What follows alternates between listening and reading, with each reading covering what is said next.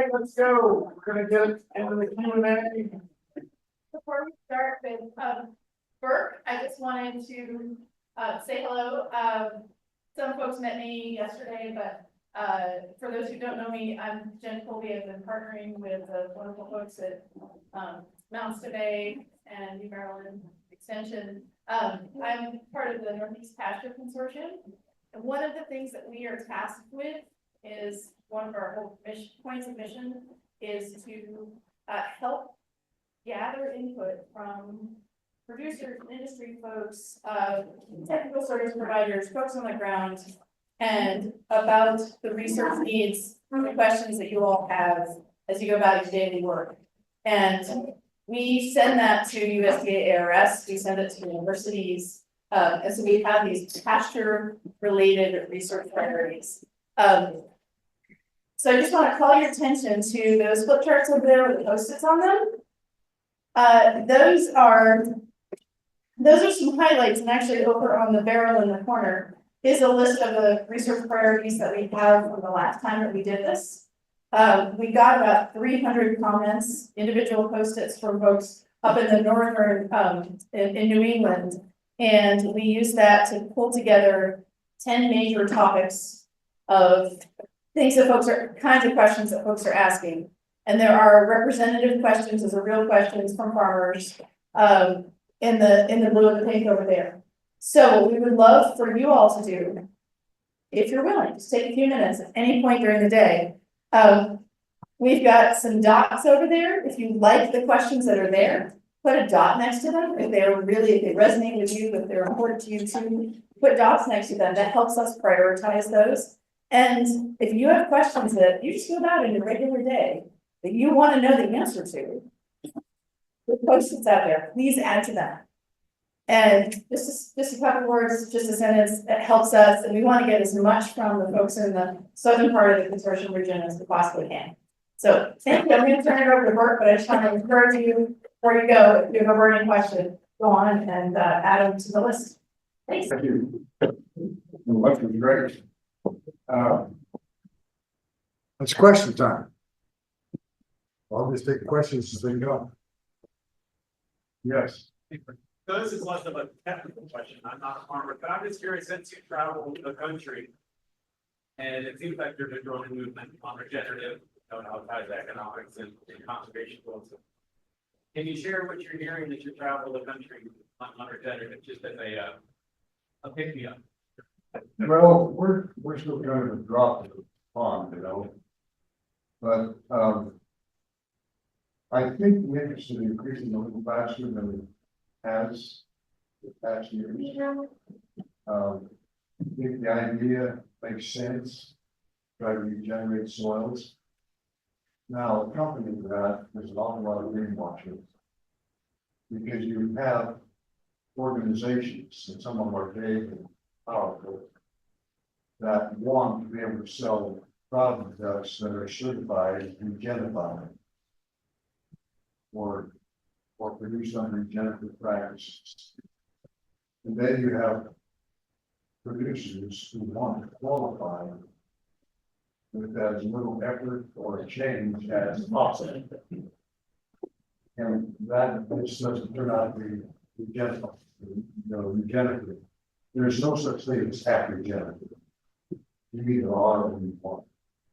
There's so many compounding and cascading effects. There are no singular effects of anything in biology. You don't just change one thing in the management and expect more than one effect. That just doesn't happen. Now, one effect that you maybe do expect will happen, but that's like holding. You hit one thing, and then what happens to the rest of it? And it doesn't happen to all the rest of it. Some most of the time, people aren't that good at it. But if you hit egg again, there's a pretty good chance it's going to it's going to do it. So you've got the compounding and cascading effects. By compounding, meaning there's more than one. There's initial effect, the other effects, and then compounds and cascades forward in the next year or next generation of plant growth, next generation of microbial health in the soil, etc. And those effects are either positive or negative. I don't think they're ever mutual. And so it's pretty hard, you know, when you 6 principles of soil now. You can't, you know, you can't leave the soil uncovered, which is one of the first ones, and say you're regenerative. Now, I know potato farmers that do a pretty darn good job of being regenerative, but they plant a companion crop with the potatoes. And they sell it to a very specialized market, but various kinds of potatoes. They do it, crops growing right there, they're attracting pollinators and everything else. And most potato farmers say you can't grow a potato crop that once in 4 years because of all the diseases. These guys are growing potatoes every other year. And one of the principles is to incorporate livestock or integrate livestock into cropping systems. In the off year, they grow cover crops and have sheep and cattle come and graze those cover crops. So they're getting the integration, they're getting the biological effect of the minority growth and those grazing animals into their system. You know, and so you've got the whole thing, really reading the soil for as much of the year as possible. You know, if you just farm and then the crops gone and now you leave the ground sitting bare idle, garbage going out, it's not coming this way. And that's the amazing thing about it, we can change to that effect, we can put more carbon down than the crop and the animals on that can emit back into the atmosphere. Now, carbon is going to stop. It's something that's in the country, maybe our emissions, what goes into the air, and that's getting bigger every year, so that's like that with that here. Depends on what you're pulling out every year, if you're pulling out more, then no, it's good here. So, yeah, but it's growing, but I wish it growing at a greater rate, and I wish there weren't so much greenwashing. That is really concerning. The term sustainable was a good term for a long time. But then people started attaching sustainable to everything they were doing. Whether it was sustainable or not, and they're trying to do the same thing with generally. That's what they're currently doing because they want to heal the game, you know? And a lot of it is regenerative, and so I think we have to limit that. But still, I think the number of practitioners is growing, the audience is growing. And I think consumers like the idea a lot. And farmers kind of like the idea, but they don't want to really understand it because you don't need that change. We're hard in. You know, we want to change a little tiny thing and look at a lot better. I hope I pointed that out. And thank you for having understanding ag, what professionals you have as part of your organization makes it easy to bring in people that have experience to teach the next generation of producers. So thank you. Well, I'm new consulting with understanding ag and their soil health academies are pretty good. Actually, Yeah, earlier you were talking about how a terminal farming system could be more profitable. it is more profitable, make sure it's not good with the return. So what it seems to me, it compromises your opportunity to adapt your animals to your farm, doesn't it? And would not offset over time or wouldn't it the advantage the terminal might have in removing? It can't offset it enough, terminal will still be more profitable. Unless, you know, now, if you're a maternal breeder and you can develop the heifer cheap enough and sell a lot of red cows, then you're okay. And then you develop those cows that are adapted because you're turning them fast. You're able to go forward. See, I gotta say, I got a tail end of my cows I want to go. I've got a good end of my cows that I want to be in other bulls. Most people under raise their own bulls, especially small operators. And then the ones who live, they're okay cows. I just want them to raise offspring. But I want them to produce females out of really good bulls and males don't like it anymore.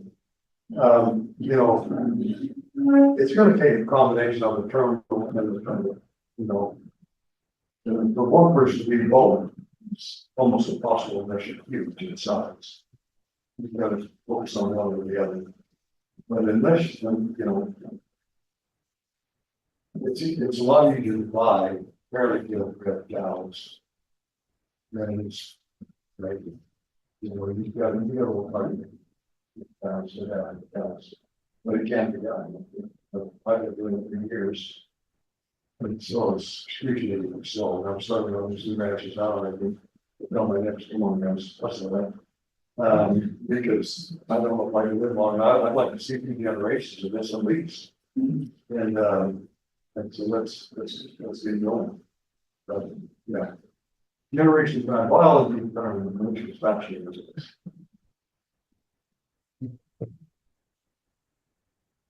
Years.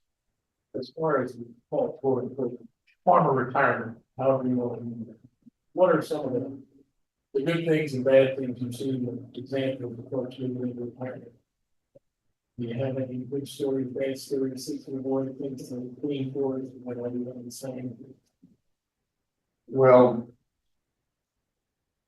I was never built to retire. I retired from the job and career as pension, 401k, and I'm never had 401k, so most of my kids. Hopefully they pass on me to pick the house paid off, pass on to the grandkids, because I get paid off houses pretty good asset in my days. But at any rate, the biggest problem I see is just the generation of transfer from me. And most people really ignore that. Just don't really set up a family with family I grew up in. Radisson, but good at it, should have been expanding and better good manage. He was invited 4 ways. My dad bought out one of his brothers. He was when he did that, he worked so much better than just operating on the edge of his imagination the rest of his life. My brother and parents got raised on things, but I wouldn't be considerate. He could have things to figure out that debt and get moving forward again. When the last 2 weeks. But so I grew up in those situations, watched it happen. I recognized it wasn't good. But the fact was too large for me to do much about it. And then I just watched others. I didn't want to one of the board of directors, and I think that was the name of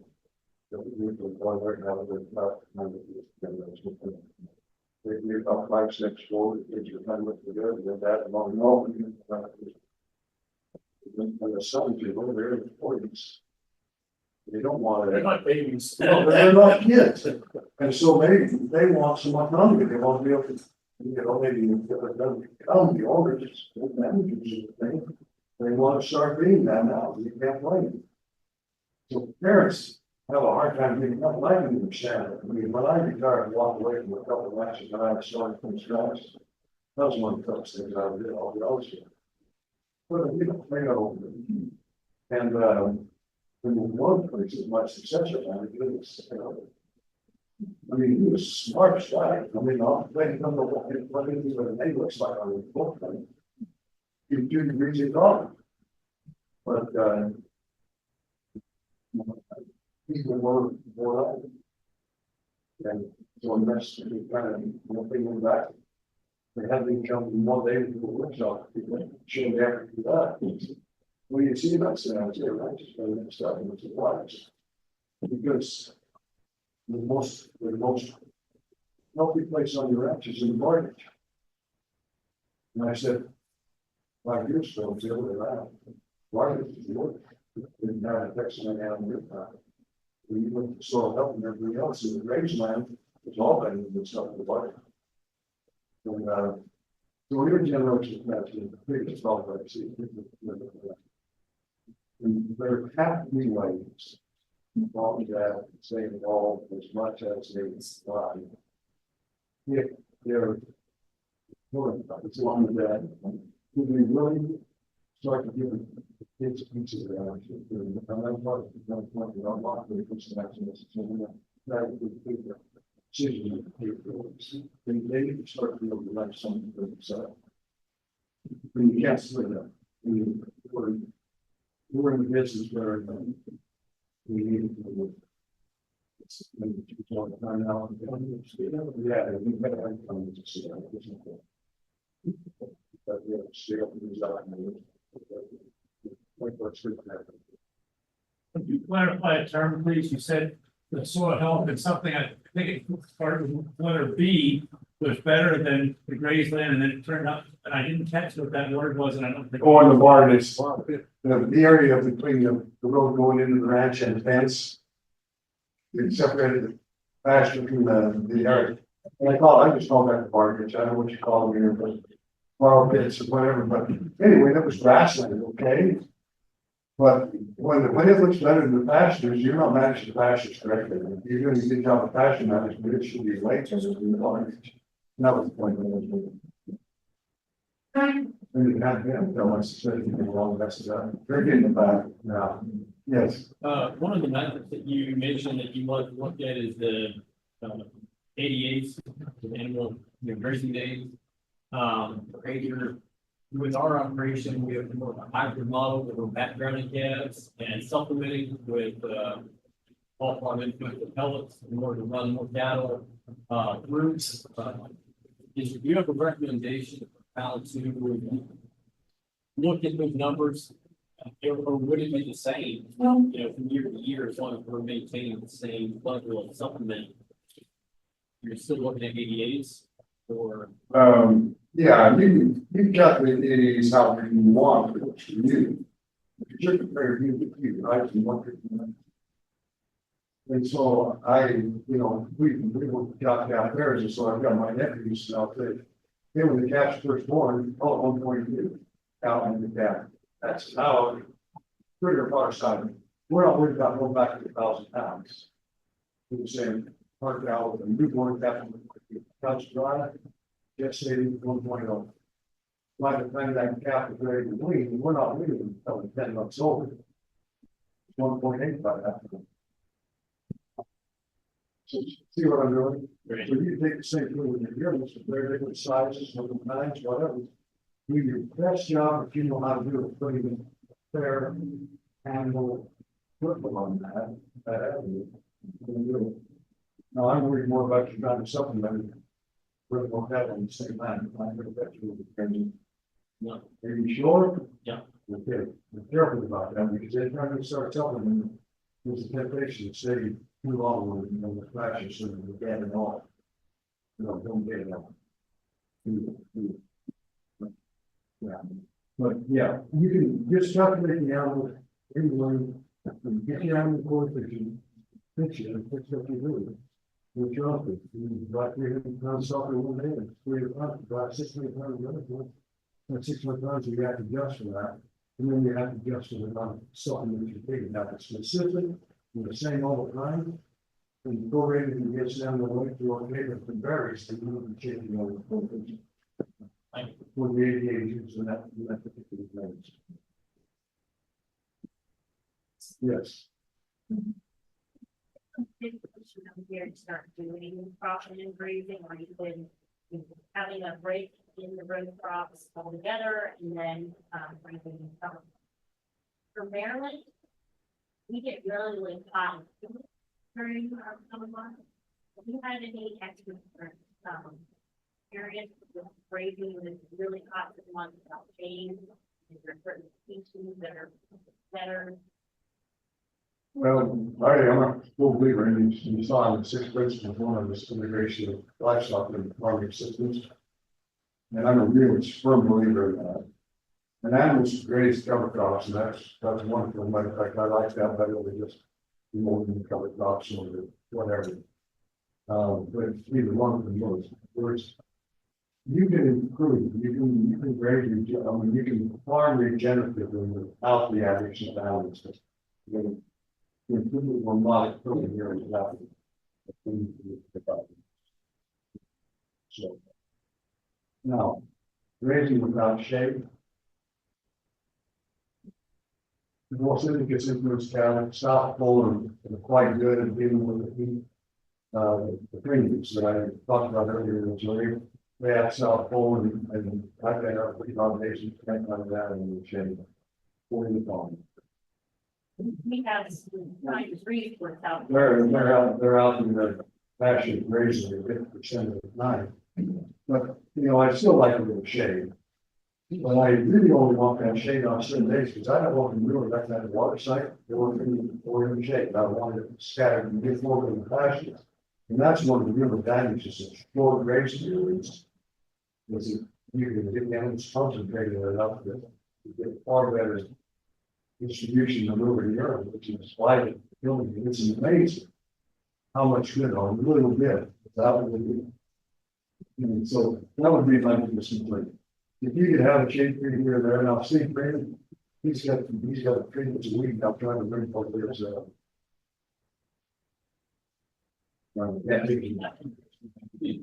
It's fine. Oh, I love cats. And usually they're trying to get them, spray them out or pull them out or whatever. And he'll pull a few of them out, when it's wet, ground's wet, he's gonna be on the skid steer and get lifted out, and the roots are probably dealing with that. But he's intentionally leaving someone to go.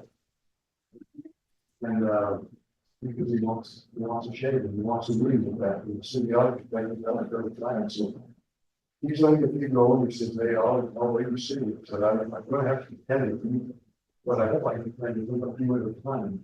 When I need to do it, and have other young ones start to in a place in favor of that.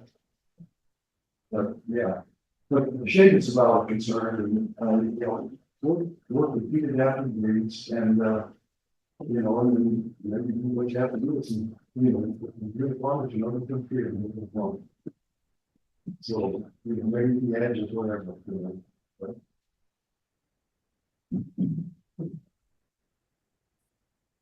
Yes. So you're talking about thermal herds and buying females. It's hard to buy females in these because most of the guys that are producing heifers are doctors, lawyers, and women chickens. They don't like to make any money. So they use tools that I would never. So I've heard the term, you shouldn't truck cows against the sun. Is that true? So when I was in Nebraska, Rick Funson said, your problem is solved every December overall. That's a long haul. Yeah. It's a lot easier to move cattle north and west. South. Now, in small geographical areas, that's not really so true. We used to try to move more cattle, north and west and some possible actually, but that just wasn't very good work in the best town. But if I were in your shoes, I couldn't buy those cows, I would probably try to do those cows because there are probably people out there which they can buy that kind of cows. And they can buy them in any kind of number. In other words, if your turnover rate, you get to where you can sell, say 30% of your herd every year, so adequately to replace. There might be somebody who needs just about that many cows every year. And you'd have to shop and look at it. I think like to buy my cow. That goes really important. John Maddox, I won't mention many of you here, but he's pretty progressive producer out in the Western Grass. Or raised his ranch, got a degree in animal science, worked for an animal pharmaceutical firm for a few years. And then he went and got an MBA and he went to Chicago. Fairly prestigious MBA, and then he went to Wall Street, he went to Goldman Sachs, became the vice president of their bonds division.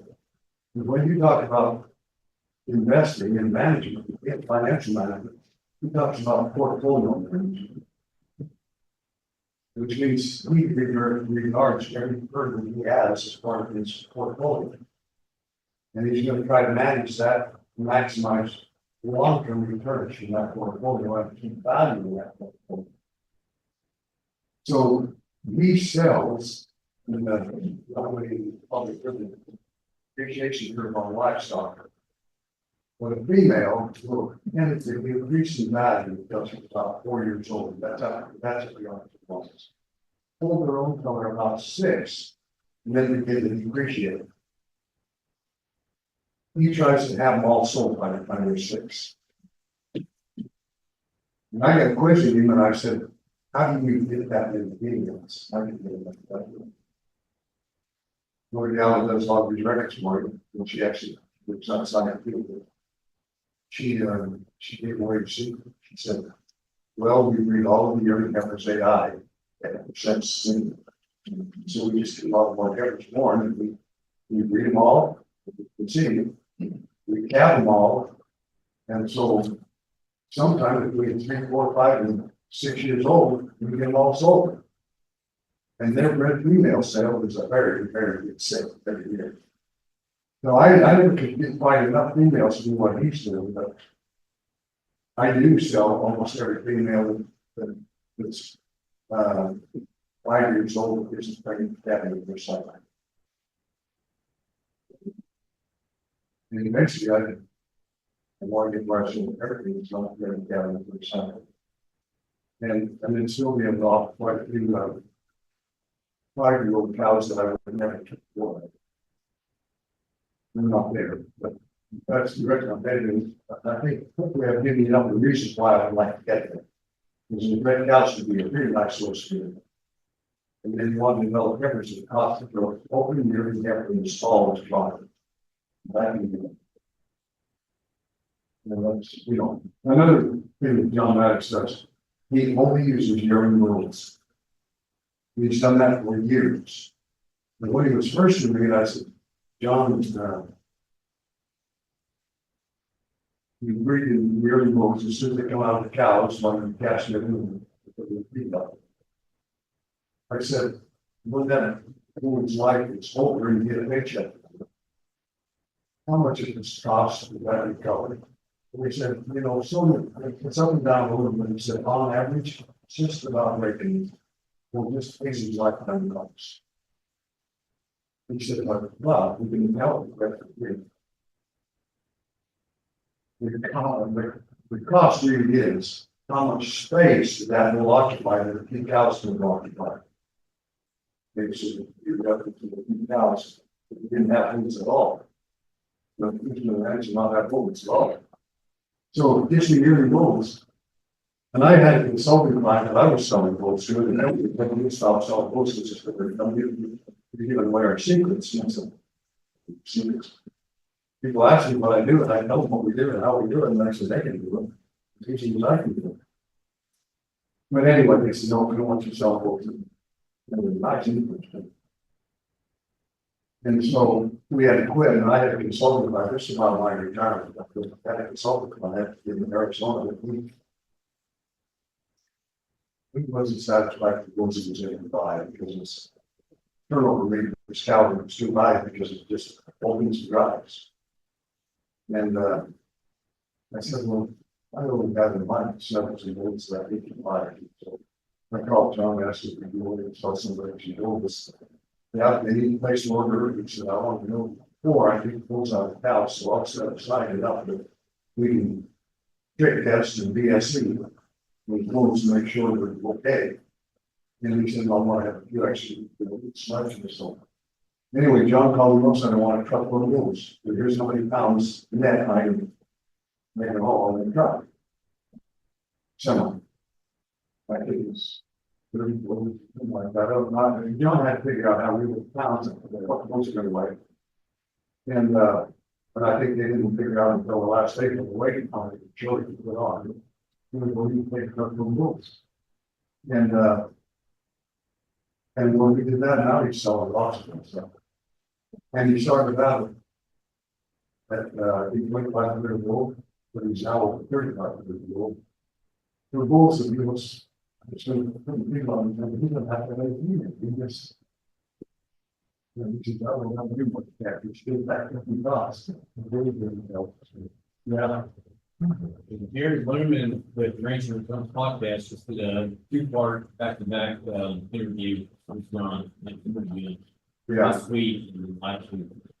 Well, that's just real recently. I'll have to grab it because John, he puts, I just said to you guys, we need to build systems that are much more reliant on sunlight, rainfall, soil, and how we can do it. And just because I've just mentioned to you, it talks about John's ingenuity. You can all have ideas like that too. Just let your mind wander a little bit and things you see other people doing.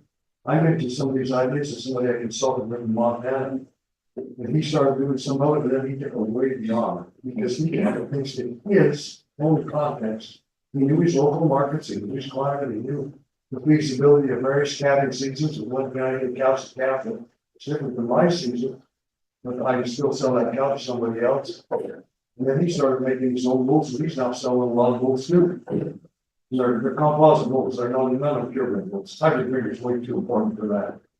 If you're gonna make bolts, make hybrid bolts. Don't make purebred bolts. I mean, if your seats are finishing and registered, then that's what you do, but if you're a commercial conversion, you're just making bolts for your own use. They need to be done. A hybrid rigger is so valuable, that it's freely Mother Nature gives, it's physically like agreements. It's a freely Mother Nature gives, it's just too valuable.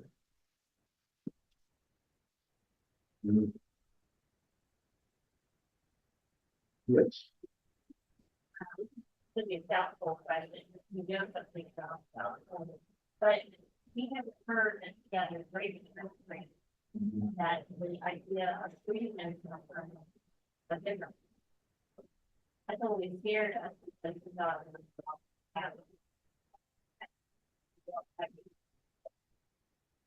Well, they're so popular as breed right now that you got a red breed gun, you can sell it to someone that you don't need, you can sell it to some other person who's wanting to get to the South Pole. That worries me because I watched that happen in Senegal 40 years ago. And they almost destroyed the breed because anything that was keepable. And then when they wanted to fold, they started crossing with Angus and making the fold and made them up and keeping fold. And then they wanted them black, and so they threw a lot of good red, and a lot of good horn cattle away in the process. I worry about people doing the same thing with South Pole. They're not being selective. They're just getting more South Pole because they didn't sell them for a good price. As far as I'm concerned, as a breed, that's a bad mistake. But having said that, I think if you're meticulous with how you breed the cattle, how you use the cattle, how you cull the cattle, and how where you get your bulls from, whether you keep some of your own buy from somebody else. I think if you're cautious, most cattle, their biological type is such that I don't think I'd be a little careful if I were to buy them, but I wouldn't buy red heifers, I would buy red South Pole cows. And I think South Pole cows, if you just pay a little attention to the different way you breed essentially a calf on, I believe that'd be a problem. Remember, mamas have the genes in the entire prenatal environment. She's gonna have a lot to say about the size of that calf, and when that calf comes, when it's born, the gestation and that sort of thing. So, there could be a little concern, but I don't think you need to have very much concern. So if you're producing in South Pole and you've got a neighbor that wants to buy their scouts from you, totally crossing it, like little pancakes, making black, I don't think you. I'm very often very saying that. But I'm fairly comfortable saying. You're talking about breeding up a lot of heifers. There's tax benefits, if I remember correctly, of breeding females and then against the of selling the right female versus especially in various breeding references and beef. Most times the birth partly heifers. The one thing I've had is you buy 800-pound heifers, they are once. Sell the bread for next year, so we're buying the small bread for next year, and you eat it out in portion. Would it be tax advantage? I don't, you need to talk to your accountant about that. If they're raised on the ranch and they're cash accounting, they don't have a basis of gain. You get your expensive development costs. But if you buy them, you appreciate them, a lot of appreciation skill. But the residual, the difference between their basis and their sale price is capital gains.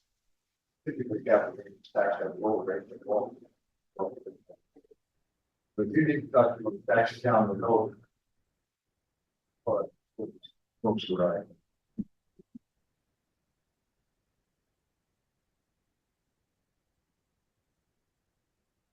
Yes. He's not here, but both of us about the rent out there. Okay, the way I told the grandma cows. We have these cows, we put them in there when they were 9 years old, they're pregnant, and, in a decent cow. We would go into there the next August, they calve in April, May. We'd go into that herd in August, in the early mornings, 2 or 3 of us horseback, and we all know about it. We had horseback, and so. The reason we go there early in the morning, because they were mothered up and was nervous and whatnot. And so if we see a cow that was starting to get a show a little lameness or a little lack of condition, or any eye problem, or if the calf was not good, we say, hey, this cow and another year older is not going to do much more, get any better. And so we take those pairs and take them out of it. And then we take, and that's hoping something that cute, they around. We take that pairs for maybe 3 or 4 times. And that wouldn't have to be every day, but we do that for a week or so. Take them enough times that calf, even though mama was a hog, the calf saw mama do that cake, and so. And then we fence line the calves, and we take the calves every day after that. And they would rather eat cake and graze.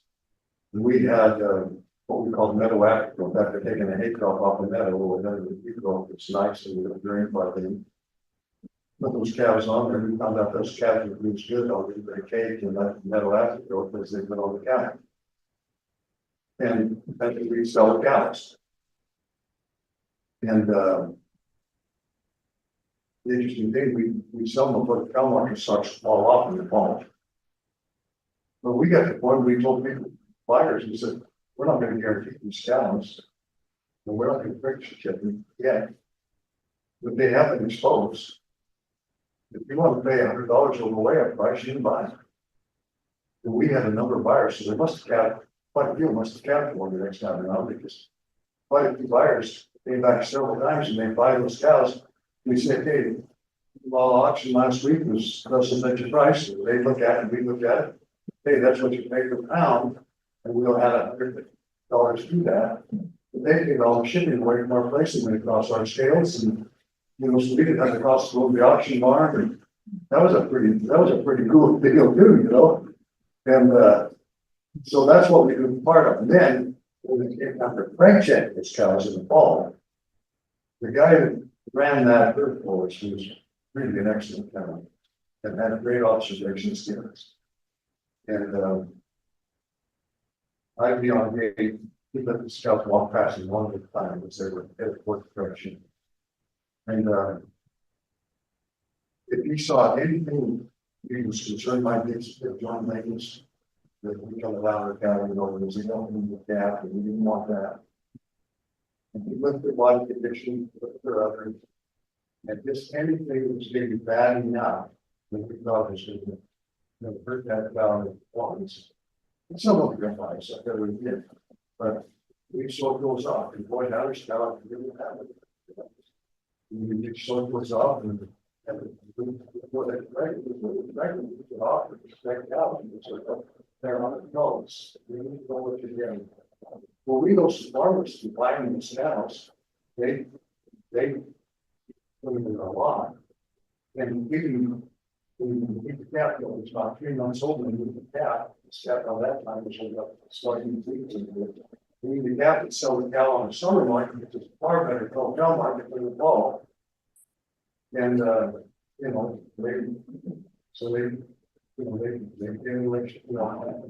get back to buying again. So that was another thing. Keep that herd from getting the problem. Like I said, I didn't mouth it. They believe in God's condition, the only kind of mouth they have. Same herd, get pregnant, raising decent cow. They're raising more cow than you can do. That's what we did. On the good cow. You over here, come on. Okay. More questions? Yes. Going back to Cedar Canyon.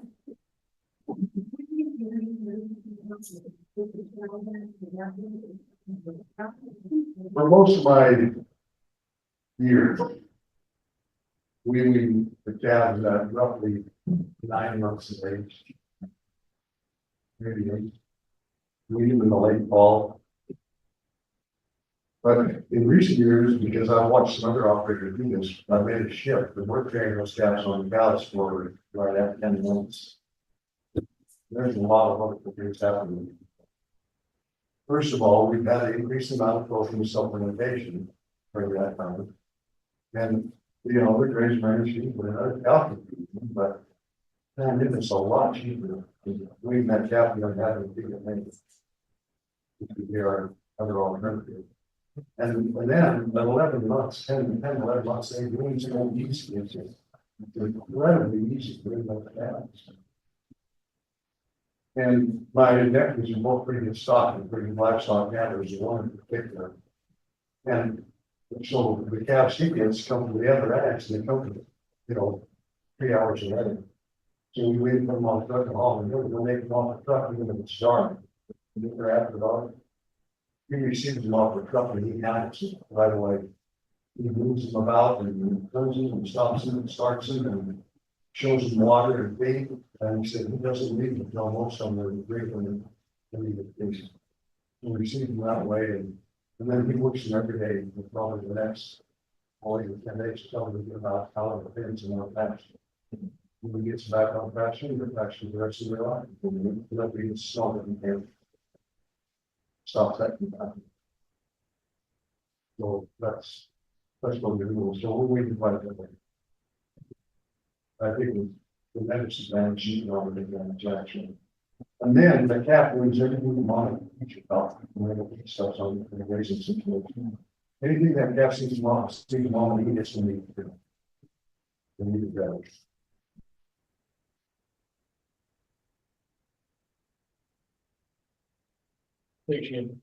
I have a non-cattle question, so I'm waiting to let a lot of cattle questions come through. So I know a lot of the examples are cattle-based examples, and I know that that's really well represented in the West. So the principles that you talk about of success, how do you see those playing out for goats and sheep and other ruminants that are raised as well?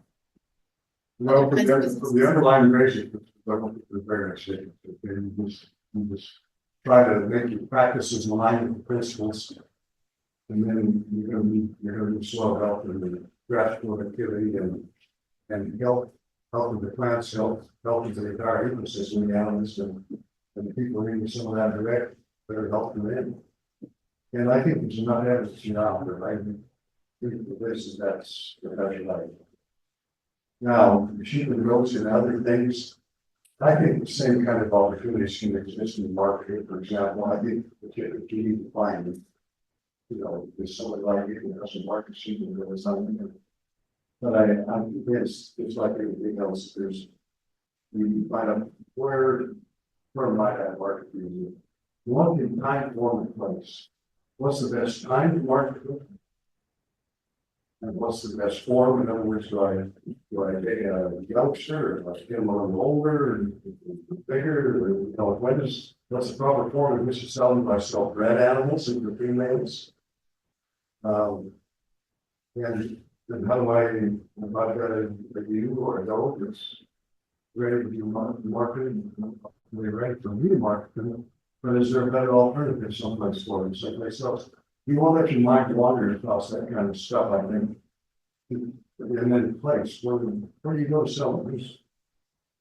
Where's the market going to be the best? Find form of place.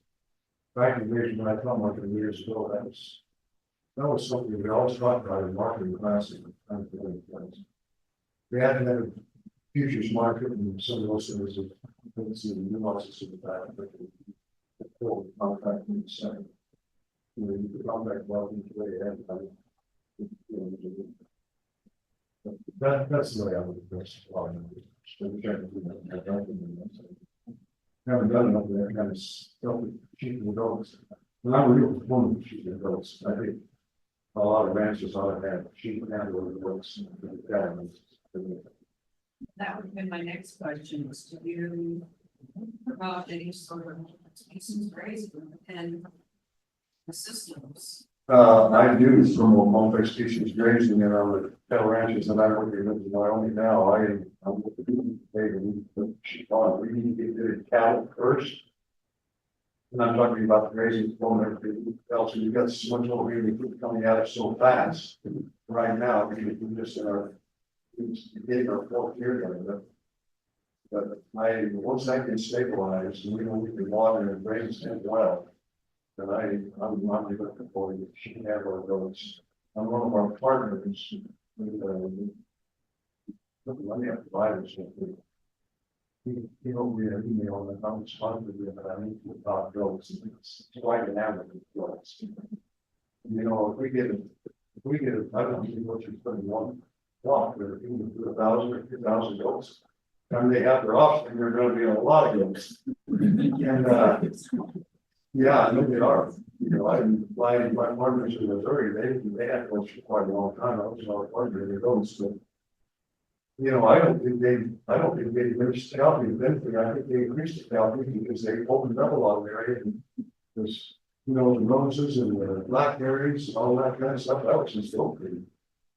And then when you open that up, the grass will be much better, and those snippets and, you know, I think we separated maybe having too many books for the size you are, but still. But when that happens, we'll need to go. So if you want anybody who wants to goats, and the more you know about marketing goats and everything else, the better, but somebody who really handle goats. They had that in Missouri. It was their daughter, and she had. I think she liked the goats, and she liked the better, she definitely better than she liked the goats.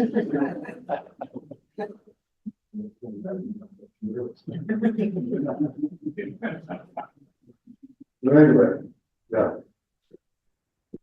You know, some people run them in a third.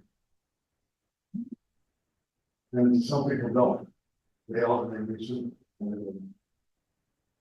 If you want to use guard dogs, you gotta be careful how you make these guard dogs look for you. Because you want them to protect both species. They might not. All the rest of you guys have confidence. Question on viability of an operation. I know you started off with how many part-time farmers and the people there. In terms of a size of an operation that would be sustainable by itself without any other part-time jobs off the farm. Is there a number somewhere, or is there some? I know it's hard, but That's a really hard question to answer, but I'll rough rule of thumb for me. It's the bare minimum of the job cap operation. If you want to extract from that a decent living wage for yourself. One person you do that wage still $50,000. And then you have a lot of things like, you know, living for two people to employ 2 families, minimum of 600 guys. And then you've got to go off to the job. But I think those are the scenarios that should go. And to me, there's something wrong. But I don't care if you call yourself farmers or what. To have smaller operations and having to make jobs and whatever, because it's decided, you know, convince you operators that I don't have a problem with that. Problem I have is when you don't want that to be profitable, add in something. You know, it should contribute to the family living, not make that something. You can make money out of your other job or your other business. Pay for that. Maybe to get into it, yes. Because if you buy land, it should be followed after tax dollars. And that's something we haven't talked about, but in a ranch investment, livestock will never pay for land. We borrow them. It just won't do. So you have to pay, you have to have the cash to buy the land. You can be levered a little bit, but you gotta be real cautious how you do that. There's a bad year counts. Or the bad market counts, and then you can be taken out real quick. So you need to have land leases paid for pretty much. And I can just tell a story when I first went to Nebraska, that was 1990, I think. First ranch I went to,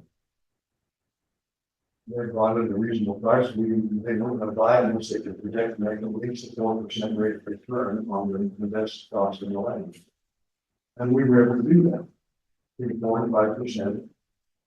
By the time I've been there 12 years, I ended up being there 18 years, 10 or 12 years.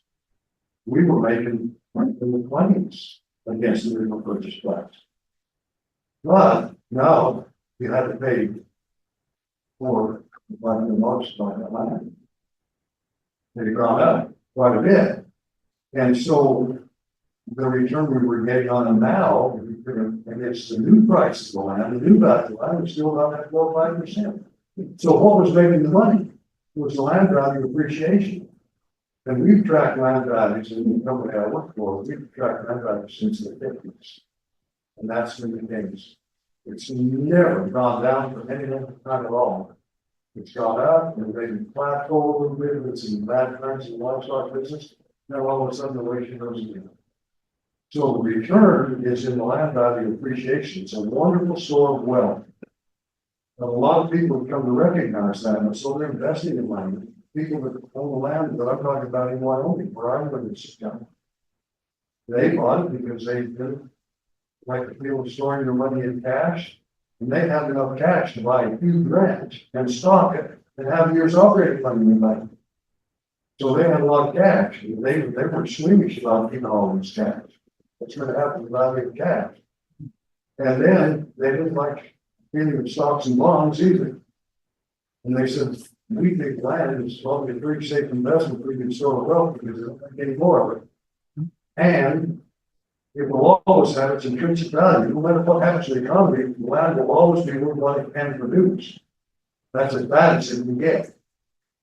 And so anyway, for a number of reasons, they decided to invest money in land. Not to say they don't have cash and they don't have, because they keep telling us you can find a good ranch adjacent to one we already own, one that's probably next to buy it. But anyway, they just divide land that way, and I think because people are doing that, it's causing the price of land to go up. You can see it as a good store, a good place to put wealth and just they'll stuff in there. You know, and they like the rest of it, they call it, you live off the shop, forever, without selling your shop, right? Well, we live off the transfer without having to sell the ranch, so that's kind of where they are. And, well, who knows how that will happen, you know? There are a lot of people invest in land, regarding land is slow, you know. But don't expect land to break for itself, with livestock. So related to that, where do you fall on operating a business on leased land versus trying to own and operate a business on land? If I were a new operator, I would put only on lease land. And I would own the livestock. I don't know how many have been exposed to the ranch with the profit idea, and that's the profit school, but Dallas was talking to me, it was probably too long ago, and he said, I guess ranches are out of control. And I said, why? And he said, can't make the land payments. And I said, well, how that happened? You guys charge a fair market rent. And he said, well, the cattle company was doing okay. It was paying a fair market rent to the land company. The land company made a big mistake. They bought a ranch, and the payments on the ranch are bigger than the fair market rent will pay. That's just what I've been saying, only a different way. So just kind of help that come clear. And, you know, so they're making the cattle pay fair market rent, let it go out in the community and rent land for it. And so they're good ranchers that people have brought through their schools. They benchmarked against for years. They're okay, they're profitable on that basis. But if they pay too much for land, they get themselves a pickle. That's why I say you pay cash for land, use after tax dollars to buy land. You know, you start earning it, yeah, the land's a good place to put your money. If it's yours, not the banker's. Yeah, and then you can buy, then you start to buy land, it will spread from there. But I think you work on lease land to make sure you're not making more than fair market value for lease land.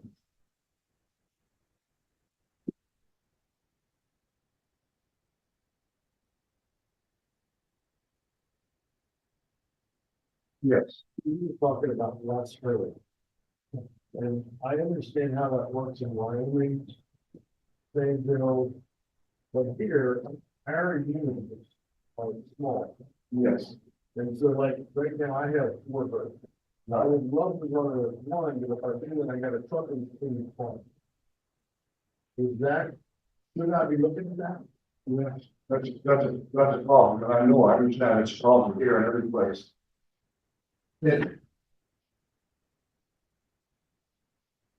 You got away with expenses, okay? Is the more costly to maintain 4 fences every day, that, 4 different locations, and you cover them out and maybe the one, and then just, when I run out with this one, then I gotta throw them on a trailer and move to the other farm. And I know that's probably individualized, Country I grew up in, we put them on the road, we down the road, walking. Even the fairways.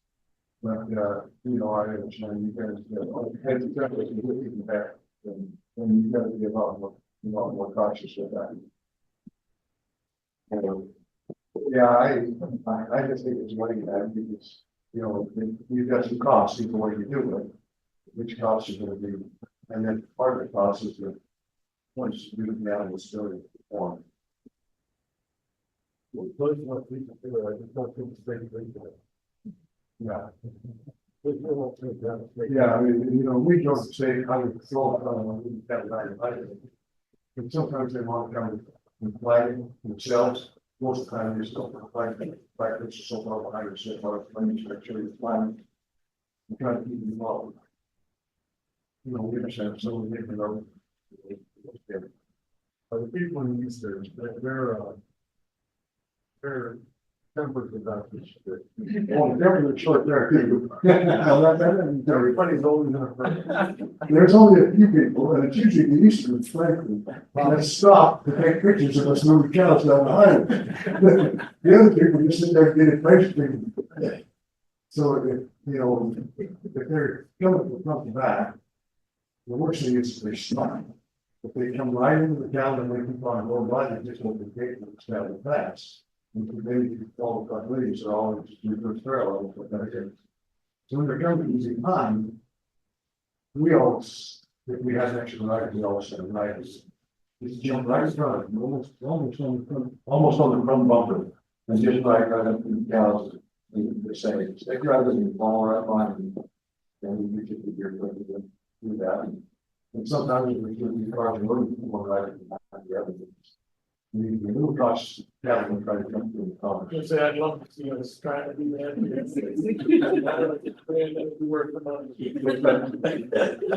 Yeah.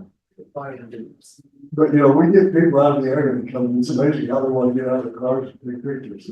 It's very fun.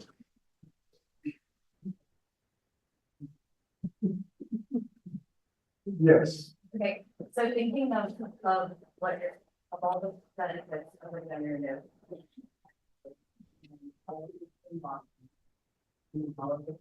Behavior, what do you think is the best way to foster what aspect of regenerative? What's the thing you put to the customer? What do we sort of who's going to be the next document, that's the way it's out there, or it's the environmental, or the welfare, how we build them. Oh, they almost all of the above, and what, and I think different clients are going to react in different ways. Animal welfare is big in the minds of most consumers, especially those consumers who don't come from agriculture. They just want that animal well taken care of.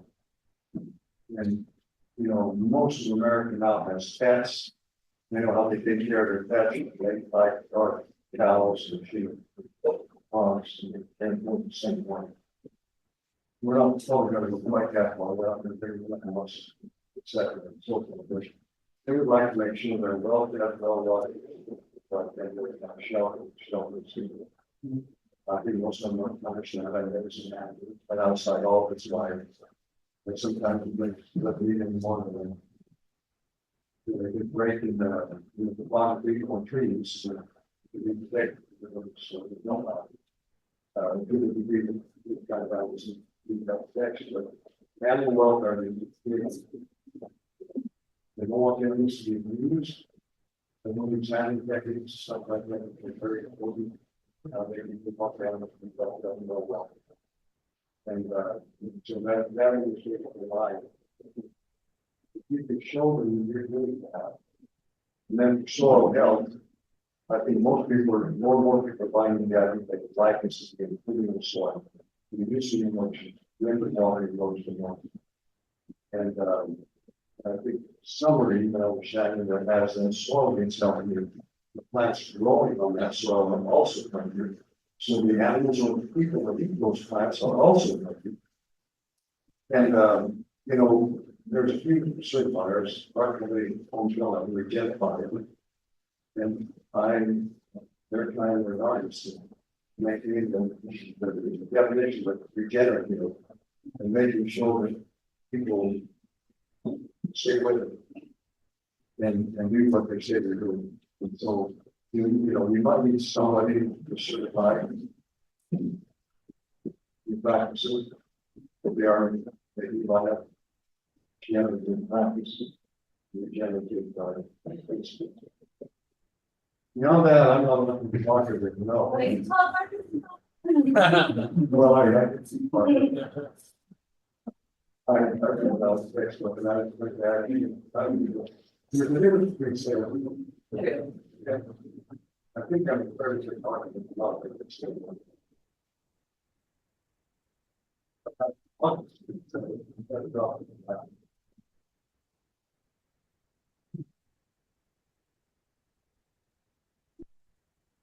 Yes. So what do you think is the weakest link on the people side? The weakest link on the people side. Yeah. People.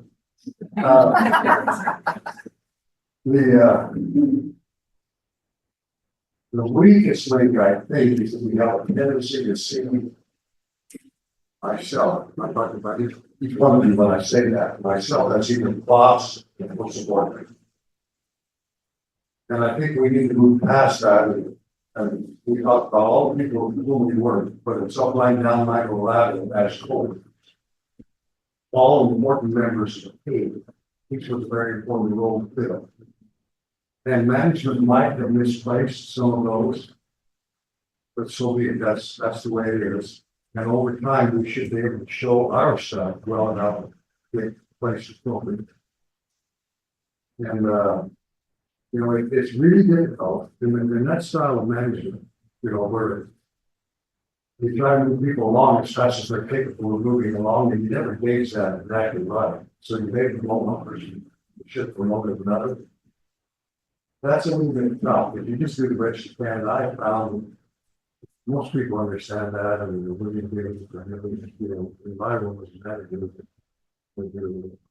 The quicker those people can just become like teammates and coworkers and part of the team, trying to build a culture around that everybody buys into the culture and a set of objectives or strategies. Without strategies, you don't have a vision. Okay, so we try to develop our strategies and we get very broad bite of that.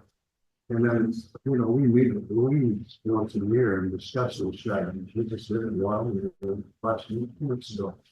And went through the strategies in detail. And where the point is, just a couple of points, because we need to consider this or that. And it was never an abrupt change, just maybe some refocus or redirection, because they were already satisfied enough with the basic direction of the strategy. But in the early development of those strategies, yeah, we sit the owners down and the people, and we kind of hashed through it pretty carefully. The fact that the owners were very anxious to buy into the soil regeneration made that a whole lot easier.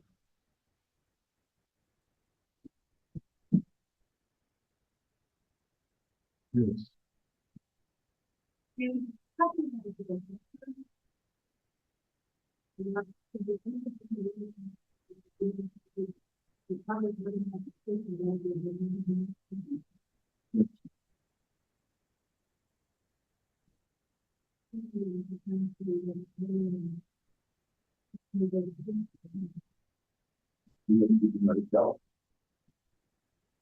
You can't overstop, you have to recognize you've got to mix each of your classes of values, and you just have to decide it so that only gets it's on the line. You don't shop, it's a good shop.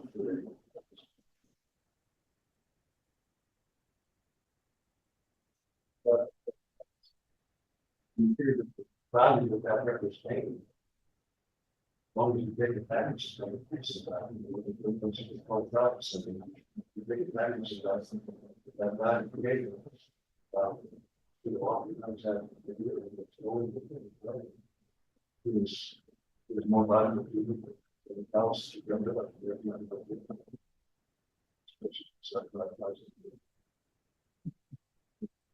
yes. Finally, we look at how they will get their pasture over time, or you know, and sort of asked, so we can speak for last year. You know what Grazing for Danny Valley that he was saying that the pastures in Vermont that were being rotationally grazed were actually going downhill in quality. Oh, but there's an awful lot of rotation over grazing going on. So you would have. And just because they're rotationally grazed doesn't mean they're grazed properly. And so we've got to be real careful with that. So do you find these inputs or no, grazed properly? I have never found these 40 books. If you graze properly and you get what you need. You might have to be a little more patient. There's products being sold that maybe can jumpstart and move things forward faster. I've not tried to work through the economics of that. Just grab some things I'm stubborn and also I cheat. So if I get catalysts to do it and get better, I've not seen a circumstance yet where I couldn't. I just really rely on that. But you know, if you're farming and you've been fertilizing, you can't cut down off on the ones if you want to. That time when you send it, but you can yes. With regard to regenerative practices, I mean, I know here in the Pacific Northwest, but out west, we want to increase the organic, increase the filth, increase soil,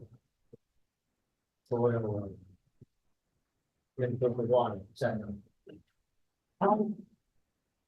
Just by saying regenerative implies that the land has not been utilized correctly. How long does it take for the ranch to influence? Generally, but to go from what was bad to good, or improved, and what's the, is there a target? Soil. No, no, there's not a target. I don't think we know how good it is yet, any place. And I don't have any different expectations out there than what I would have here for soil health. You know, I want soil aggregation, I want to go as down as possible, I want water filtration here, I want water filtration there. It might be water filtering rather than sit in soil surface on and cover it up across the ground. I can be back a lot quicker with cattle, I'll be about coming and not get out. I think the pickup cost there for model two. And sit on the soil surface, I can about pick up cost for 2 weeks. You know, but that water will hit the ground. And you can the ground where we lost story and the urban stringers and stickers and stringers and the roof. And when the soil will contain what it has capability to remain. Based on the organic matter and be available. Will take longer, if it's drier, then it's moisture. It will take a little longer. As the rainfalls are low, it's gonna take longer, right? You don't have as many generations, many turns. Mine graves 3 times a year here, which is what's out there. That's a huge difference in the burning the region, put it back in the soil. Yeah, so it will catch you in the higher and I gotta head out. Thank you so much. It's been a pleasure. wonderful. You're welcome. Thanks so much. Thank you. No, are we done with our time here? I mean, I can keep going. You want to keep asking questions, but Pardon? Yeah, and slide, yeah. Oh. I'm getting close. Any questions while I get through the rest of these slides? These last slides that I've been kind of clicking through here very slowly, are just ideas and things that have helped me. Prioritization kind of things, animal handling experience. You know, we just can't get perfect at animal handling. The better you are, the easier it makes life in general. Yes. Do you feel in your time doing this, like what's the public opinion of farming and ranching, how does it change? How is it evolving? You know, there have been many polls taken on that, and taken almost every year. And I think basically, the image of farmers themselves is improving in the public eye. I think people recognize the importance of farming and ranching for food production, and they know that without food, they can't do very well. I think they have their skepticisms about us. You know, I think they know that a farmer or rancher doesn't want to harm his land and would like to think that themselves to be healthy. But I think they often wonder, and I wonder too, do the farmers and ranchers really know how to do that? And I think the answer to that question is sadly no, they don't. Some do. The ones involved in regenerative practices and that sort of thing, they know what it takes for it to be healthier, so to be healthier.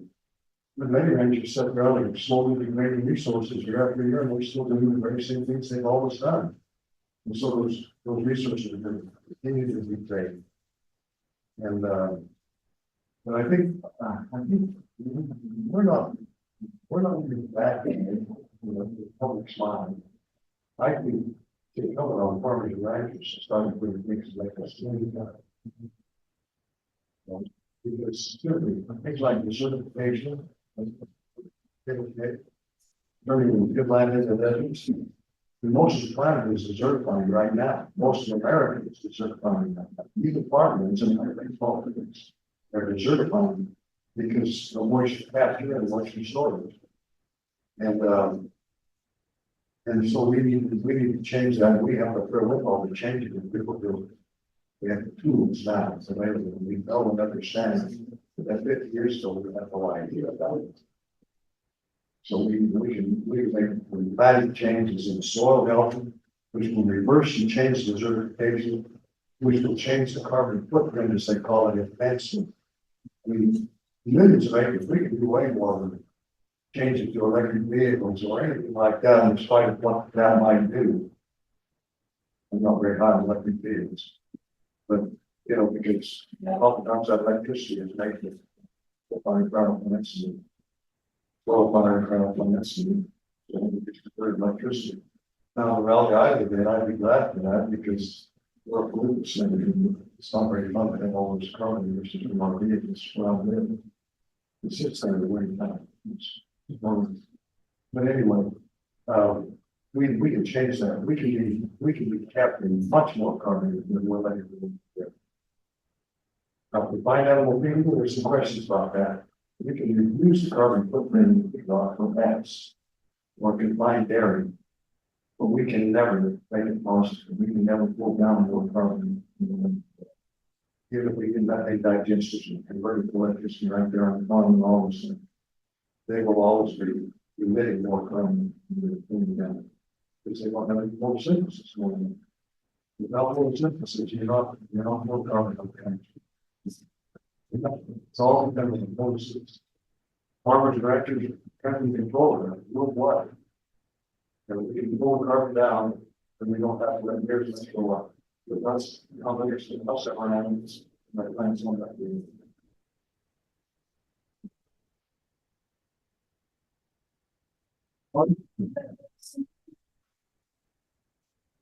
I don't know, should have there. Thanks.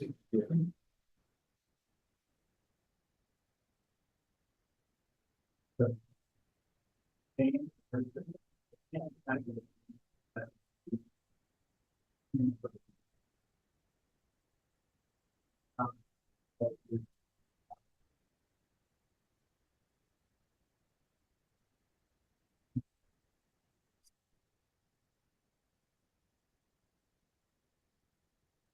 everybody get that question? Is there an advantage to removing most from the herd? So if you're selling greaser meat, you're selling all your lawn and then cattle all your lawn.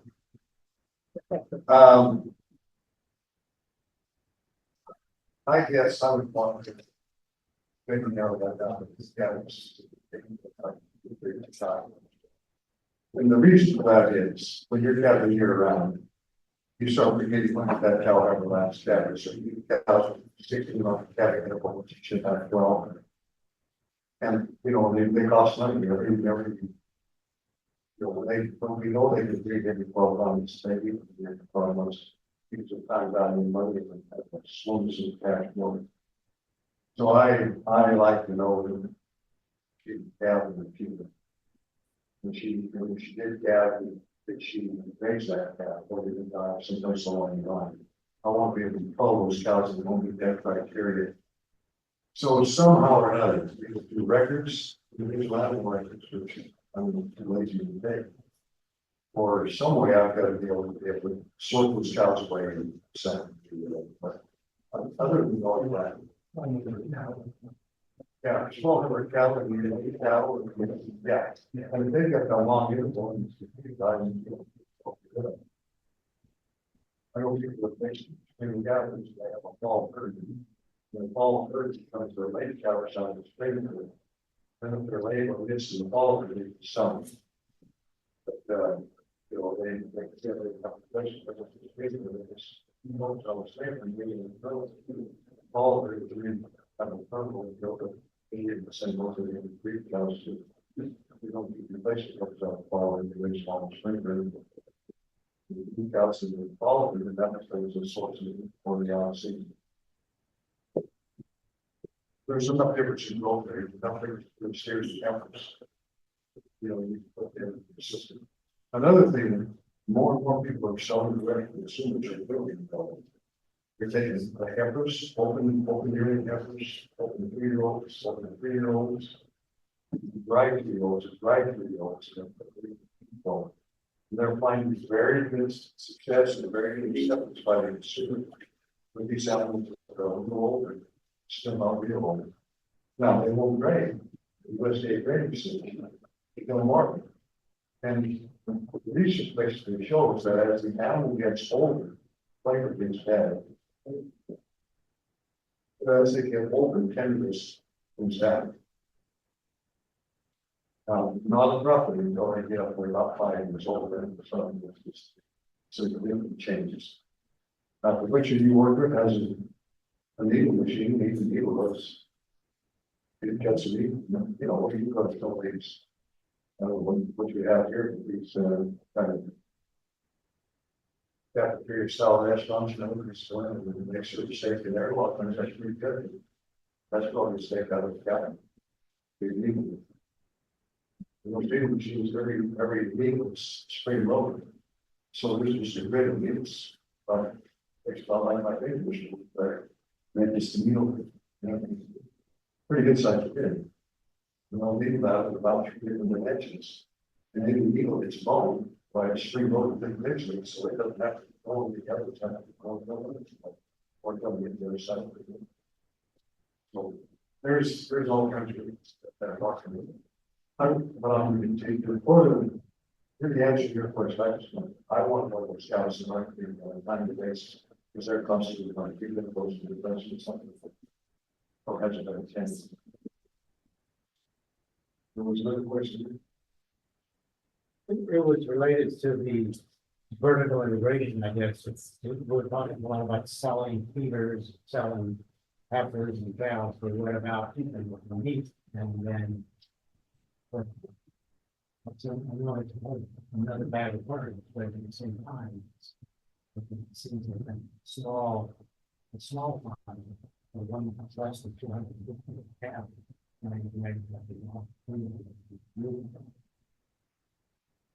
If you can successfully move up the value chain, pretty good chance you would before.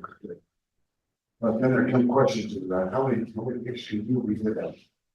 And you have to recognize if I use my property to finish cattle, grass finished, I've got to reduce the number of other cows I have on the property. You know, so just which segment are you pulling the most profit out of? And how many of those can you use well? I mean, if I were to add sheep or ranges in my open, I want to bring sheep out of it. But I haven't heard of it. It's very cheap for them, it's not good. You must have to put it to guard dog. Make sure that they stay guard dogs. The good guard dog, most of them, kind of, don't just go that little thing, they don't want to get that, you know, you're around. And so, you know, you just have a whole bunch of things like that, you have to look at it. So I think the question, some of it's that, it's going to be going back. And I think, you know, what you're doing, not how to do about it. Very questions that you have can really be more rapid. You got to do that. You do something wrong, that's it. The crowd is immense. Everyone's left shoulders.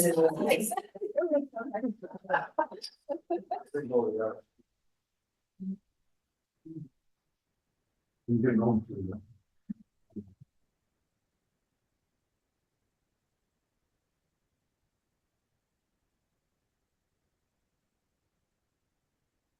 You don't feel anything.